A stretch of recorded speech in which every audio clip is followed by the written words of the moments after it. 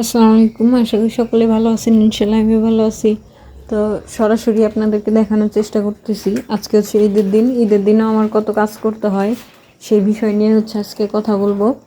তো আগামীকালকে হচ্ছে আমি রাতের বেলা সব কিছু সুন্দরভাবে পরিষ্কার করে দিছিলাম।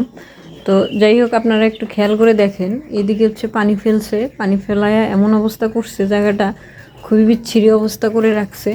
তো এদিকে এদের ট্রেতে ওই যে পানি ফেলছে, তো পানি ভিজে থাকলে এখানে একটু সমস্যা হয়। সেটা হচ্ছে যে ওই টয়লেটটা পানিতে পড়লে প্রচুর পরিমাণে একটা গন্ধ করে। তো এদিকে হচ্ছে সন্ধ্যাবেলা হচ্ছে আমি খাবার দিয়ে গেছিলাম কোয়েলকে। তো কোয়েলের মোটামুটি খাবার আছে। কোয়েল পরিষ্কার করতে হবে, না হলে অবস্থা খুবই খারাপ হয়ে গেছে। কেন পরিষ্কার করতে হবে এত তাড়াতাড়ি? কারণ আমি প্রতিনিয়ত পরিষ্কার করি, আপনারা জানেন যে 10টা মেবি 11টার দিক দিয়ে 10:30টার দিক দিয়ে পরিষ্কার করি। তো আজকে হচ্ছে ঈদের দিন থাকাতে আমি সারাদিনে পরিষ্কার করতে পারি নাই। তো সন্ধ্যাবেলা একটু বিকেল টাইপে গিয়ে দোকান খুলছি। এখন হচ্ছে আমি পরিষ্কার করার চেষ্টা করতেছি। এই জন্যই আমি আপনাদেরকে একটু দেখানোর চেষ্টা করি। দেখেন কি পরিমাণে টয়লেট করছে আজকে। তো এই যে এই খাঁচার নিচটাও হচ্ছে টয়লেট দিয়ে একেবারেই ভরা। তো এটাও আমাকে পরিষ্কার করতে হবে। সেম একই অবস্থা হয়ে গেছে এদিকে। তো অতিরিক্ত টয়লেট থাকলে এবং জায়গাটা করে যদি ভিজা থাকে তাহলে দেখা গেছে একটু গন্ধ ছড়ায়। আর যদি দেখা গেছে যে আপনার টয়লেট করছে কিন্তু হচ্ছে কাঠের ভুসিটা যদি এরকম শুকনা থাকে, তাহলে দেখা গেছে সেই টয়লেটের গন্ধটা খুব কম করে। তো যাই হোক, মোটামুটি এইখানে ভিজার কারণ হচ্ছে এখানে পানির পট থাকে, যার কারণে এই জায়গাটা ভিজছে। আর এদিকেও সেম একই অবস্থা। তবে এই পাখিগুলো একটু পরিষ্কার। সেটা হচ্ছে কি যে এরা সুন্দর মতো থাকে, সুন্দর মতো খায়, এবং টয়লেট করলে এদের পানি খাইলে এরা হচ্ছে পানিগুলো জায়গাটা খুবই কম ভিজে। আর যদি বেশিক্ষণ থাকে, অতিরিক্ত টাইম থাকে, তাহলে দেখা গেছে ওই জায়গাটা হালকা একটু ভিজে। যেমন এই যে ওই যতটুকু জায়গা ভিজছে অতটুকুই, এর পরিবর্তে আর নাই। এবং কাঠের ভুসিগুলো মোটামুটি শুকনো আছে। সেম এই খাঁচাটা ওই রকম, মানে খাঁচার নিচটা হচ্ছে ওই রকম অবস্থা থাকে, কিন্তু এই জায়গাটা একটু বেশি। কারণ এরা হচ্ছে অতিরিক্ত দুষ্ট টাইপের, মানে লাফালাফি, উড়াউড়ি, ঝাপাঝাপি সবসময় অল টাইমই করে এরা, যার কারণে এই খাঁচার নিচটা এই অবস্থা হয়ে থাকে। তো আজকে সকালে আমি জাস্ট শুধু খাবার দিছি, পানি দিছি, পরিষ্কার করি নাই। তো এই সন্ধ্যার দিক দিয়ে আমাকে পরিষ্কার করতে হবে। এখন মেবি বাজে কয়টা আপনাদেরকে বলি আমি। এখন হচ্ছে 7:34 বাজে। আমি দোকানে গেছিলাম বিকেলবেলা।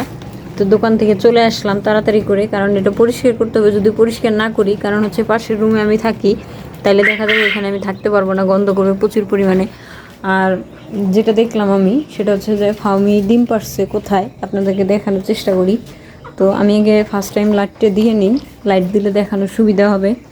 তো যাই হোক, খাঁচার এক সাইডে একটু কোনা, মানে ছিদ্র করা আছে, ইঁদুরে কাটছিল। ওইটা কাটার পরে হচ্ছে ওই দিক দিয়ে মানে উঠে খাবার থাকতো, ওই খাবারটা খাইতো। তো আপনারা দেখেন ওই যে ডিম পেড়ে রাখছে, তো ওই সাইড দিয়ে কোনাটা দিয়ে হচ্ছে ডিমটা ওখানে পড়ে গেছে।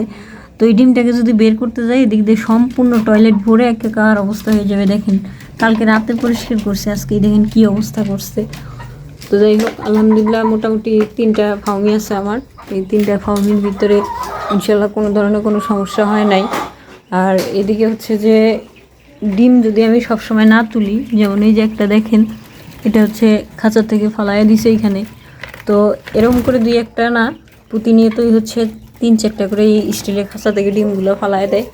তো যাই হোক, আমি আর কথা বাড়াচ্ছি না, আমি এখন পরিষ্কার করব। জাস্ট কীভাবে পরিষ্কার করবো এটা তো আর দেখাইতে পারবো না, কারণ আমি মানে একা হাতে ভিডিও করা, একা হাতে পরিষ্কার করাটা এটা আমার জন্য একটু টাফ ব্যাপার হয়ে যায়। তো ঈদের ব্যাপারে হচ্ছে এখানে যথেষ্ট পরিমাণে ডিম জমে গেছে। তো এই ডিমগুলো আমি কবে বিক্রি করব বা কীভাবে বিক্রি করব, এটা নিয়েই আমি একটু টেনশনে পড়ে গেছি। কারণ এখানে হচ্ছে কম করে হলেও এখানে 200 ডিম হবে, এখানেও 200 হবে, সেম এখানেও 200 হবে। তাহলে হচ্ছে আপনার প্রায় 600 ডিম হয়ে গেছে, এবং খাঁচার ভিতরে যথেষ্ট পরিমাণে এখনও ডিম আছে, আমি উঠাই নাই। তো যাই হোক, এটা হচ্ছে কালকে না হলে পরশু দিন আমাকে যেভাবে হোক সেল করার ব্যবস্থা করতে হবে। তো আজকে এই পর্যন্তই। আগামীকালকের জন্য আপনারা অপেক্ষা করবেন, এবং ভিডিও দেওয়ার জন্য আমি সবসময় রেডি থাকি। কিন্তু কথা হচ্ছে কি যে মানে একে একে নিজে সব কিছু করতে হয়, এই জন্য একটু ভিডিও দিতে দেরি হয়ে যায়। এবং দেখা গেছে যে আমার উপর দিয়ে একটু পরিশ্রমটা একটু বেশি যাচ্ছে ইদানিং কয়েকদিন থেকে। তারপরেও হচ্ছে আমি চেষ্টা করি যতটুকুই পারি অতটুকুই ভিডিও করে দেওয়ার। তো যাই হোক, সকলে ভালো থাকবেন, সুস্থ থাকবেন, এবং আমার জন্য বেশি বেশি করে দোয়া করবেন। আল্লাহ হাফেজ।